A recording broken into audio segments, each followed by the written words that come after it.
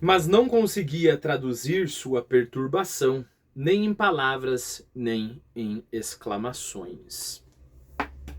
Bom, o tema desse vídeo é o seguinte: como os personagens aqui, não só em Crime e Castigo, mas nos outros grandes livros do Dostoiévski, O Idiota, Os Irmãos Karamazov, por exemplo, como esses personagens não sabem exatamente o que está acontecendo. E vamos pensar também sobre a postura do narrador perante essa ignorância, ok? Se o narrador sabe muito mais. E como que isso está no coração do modo como Dostoiévski escreve, né? Bom, antes de a gente entrar na questão, por gentileza, se inscreva no canal se você ainda não é inscrito.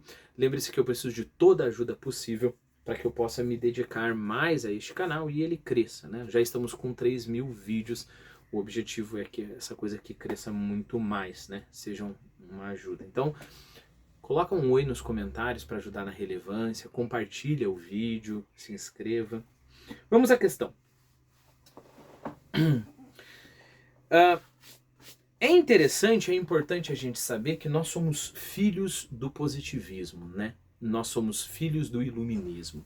Nós somos filhos deste período extremamente forte no meio do século XVIII e depois muito mais no século XIX. O que está no coração do positivismo e do iluminismo? Esta ideia de que nós vamos solucionar todos os problemas do mundo. Esta ideia de que o mundo já é claro, principalmente para as ciências, e que é uma questão de tempo. É só a gente acertar alguns cálculos ali. Teve um pensador, não lembro do nome do pensador, mas um pensador no século XIX que falou, olha, é só uma questão de a gente acertar alguns cálculos e a gente vai resolver todos os problemas da humanidade. Parênteses aqui, abrindo parênteses. Lembre-se que essa ideologia, ela foi grandemente, ela sofreu um impacto muito grande, principalmente nos meios intelectuais mais altos, com a Primeira Guerra Mundial, né?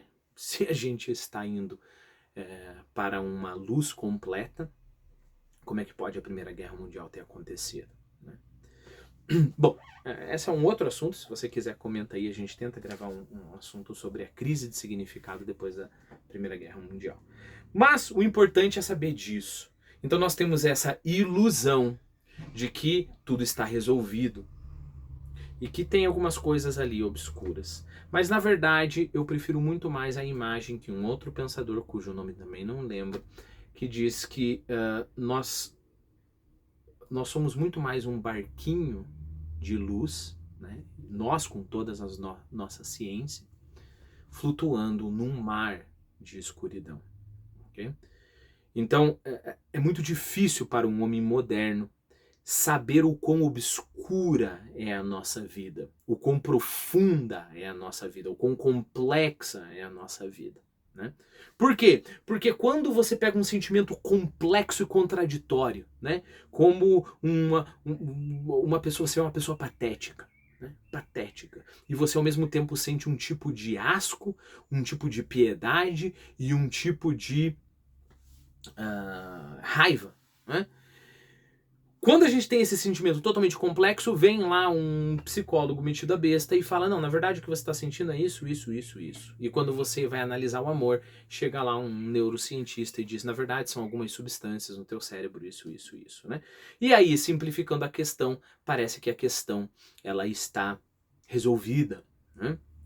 Perceba, não só os personagens, mas o próprio narrador dos livros do Dostoiévski, eles fazem o contrário.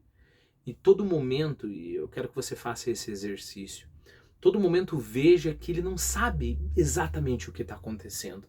Ele não sabe exatamente por que o personagem fez aquilo. Não faz tanto sentido assim, mas acontece.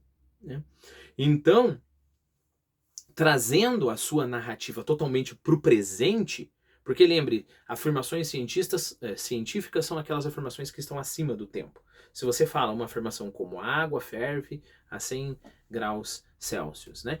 Não está em jogo ali se a água ferve hoje, está fervendo, ferveu, quem que tá fervendo a água, percebeu? Então, a ciência ela tem que se afastar da realidade para poder fazer essas afirmações gerais, né? O narrador não está nesse nível. Ele não está no nível, por exemplo, de um Aloysio Azevedo explicando seus personagens como um cientista explica o comportamento dos seus ratinhos no laboratório. O nosso narrador de Dostoiévski está mergulhado nessa realidade. E ao mergulhar nessa realidade, ele se perde junto com os personagens, né? O personagem não sabe o que vai acontecer, não sabe por que ele começou um plano. Você vai ver isso, por exemplo. Geralmente você espera de um escritor, tá lá dois personagens falando, estão discutindo para fazer determinada coisa. E o livro dá bastante atenção a essa discussão. Bom, você espera. Se o livro deu tanta atenção a essa discussão, vai na dinâmica ali, na economia da narração, vai gerar alguma coisa. Às vezes, no Dostoiévski não. Às vezes eles ficam lá e falam o que vão fazer e de repente aquele assunto acaba e acabou. Acabou. Por quê? Porque quando a gente está inserido no presente, né, o que para mim agora parece um plano que vai mudar toda a minha vida, amanhã pode ser uma coisa que eu simplesmente vai esquecer, ok? Então, esta é a primeira reflexão que eu quero deixar. Depois eu quero deixar um exercício para você, né? O exercício é, pelo menos uma vez daqui em diante, tente encontrar essas obscuridades na sua vida. Porque não se engane quando o pensamento positivista, iluminista, diz que a luz esclareceu tudo e agora nós sabemos a mecânica do homem, a própria imagem, né, a mecânica do homem, na verdade eles criaram uma simplificação do homem e aí, é claro, aquela simplificação eles conseguem explicar, né? Não que isso seja mal, tentar explicar o homem, mas vamos guardar as devidas proporções, né? Vamos lembrar que nós somos um barquinho de consciência flutuando num mar de mistério, num mar obscuro. Então qual que é o exercício que eu quero propor a você? É você encontrar situações na sua vida onde o mistério está lá, né? Então você entrou em casa, olha que interessante, você entra em casa, você vê a sua esposa, a esposa que você ama, e lá no fundinho da sua alma você sente uma certa frustração ou aversão. Vamos pôr, né? Vamos pôr. Uma frustração ou aversão. Se você está treinado a simplificação, você vai ignorar aquilo ali e vai falar que aquilo ali não existe. E pronto, acabou. Você tem um controle e explicação total sobre a sua vida. Se por outro lado você sabe que você mesmo é um mistério para você mesmo, e um dos nossos trabalhos para a vida inteira é resolver esse mistério que nós mesmos somos, se você sabe disso, você vai gastar um pouco de atenção pensando naquele sentimento misterioso. Repare, o exercício que eu estou propondo aqui para você não é conseguir explicar por que você se sentiu daquele modo. Perceba a nossa passagem, né? Mas não conseguia traduzir a sua perturbação nem em palavras nem em exclamações.